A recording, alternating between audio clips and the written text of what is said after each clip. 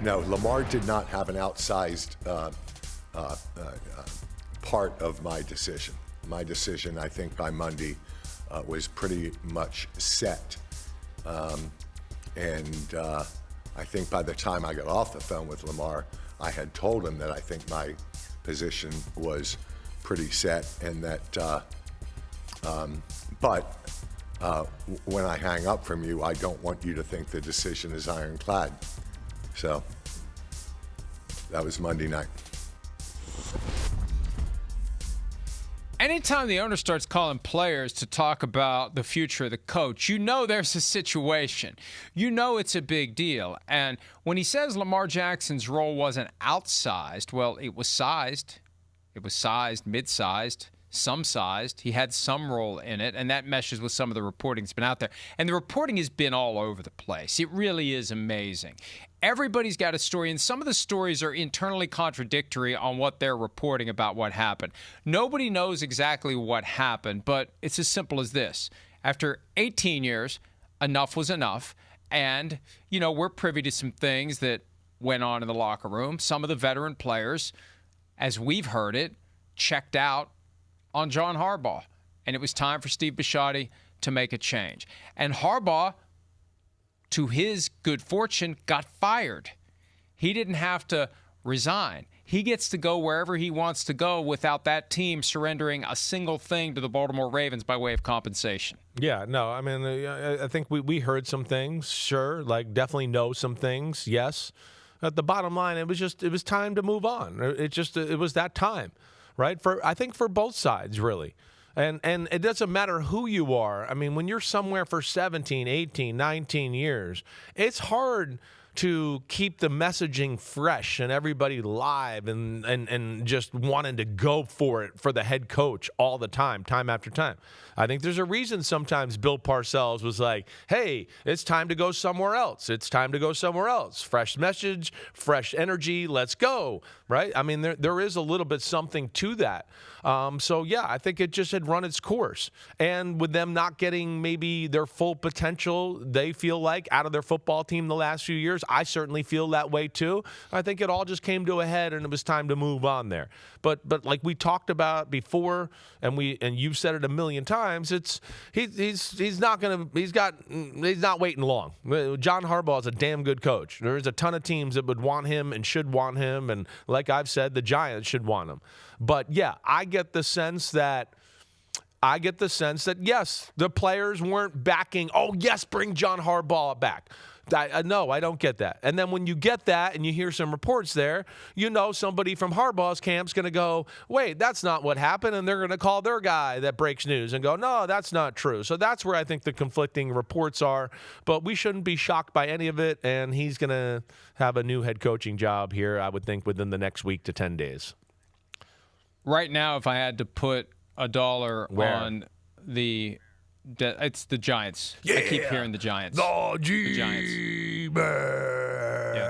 Yeah. I feel. I had somebody trying to tell me the other day they already have a deal. Wow. That, they haven't finalized yet. And then Chris Merritt came out and told The Athletic that he had that lunch meeting with John Harbaugh on Sunday. Right. That's significant. That definitely That's where the real business gets done. You show up in the tie for the interview and you say all the right things. The real business gets done at the informal meeting that probably was supposed to stay secret, but maybe they felt like an urgency. We need to get this out there to scare some of these other teams off and make them think you're wasting your time. Because all it takes is one guy to say, hey, screw it, this is exactly like, and I mean, not exactly like as it relates to the individuals involved, but this is the Deshaun Watson thing from 4 years ago all over again. You set up a fake competition. It's real because they're competing for the services of the player, but or the coach. There's no scoreboard. But once you got the Browns, Panthers, Falcons, and Saints all jostling for Deshaun Watson, and then Deshaun Watson said to the Browns, see you later, I'm not coming to Cleveland, and their competitive juices got flowing. All right, we'll show you. We're going to give you $230 million fully guaranteed over 5 years. How you like that? What are you going to do now? Okay, I'll come to Cleveland. And then they're like, well, we shouldn't have done that. But somebody may do that. Somebody may say, I want John Harbaugh, especially if they call Mike Tomlin, make him an offer that they think he won't refuse, and he refuses it. That could make a Stephen Ross more desperate.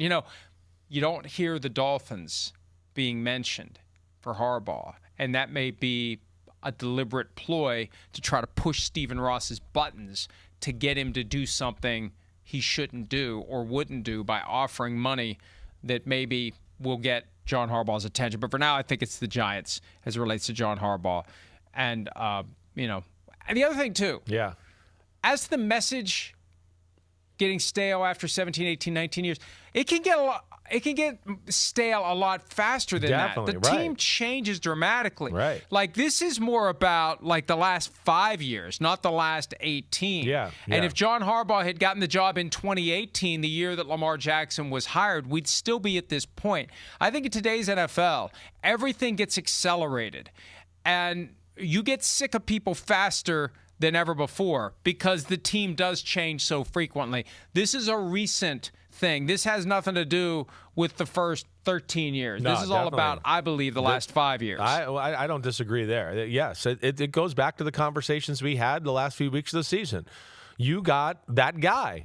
You got one of those guys. And when you got one of those guys, yeah, it puts more pressure on you. And I'm talking about Lamar Jackson. I mean, Sean McDermott's going through it too. When you have a guy that's an all-time great, you expect, these guys don't come around that often. This guy's a Super Bowl quarterback. Well, you should get to the Super Bowl. And that added extra pressure on Harbaugh and the Ravens in that situation. And that's where Steve Bisciotti is looking at it and going, hey, I mean, yeah, we're going to make a move here. I think it's time.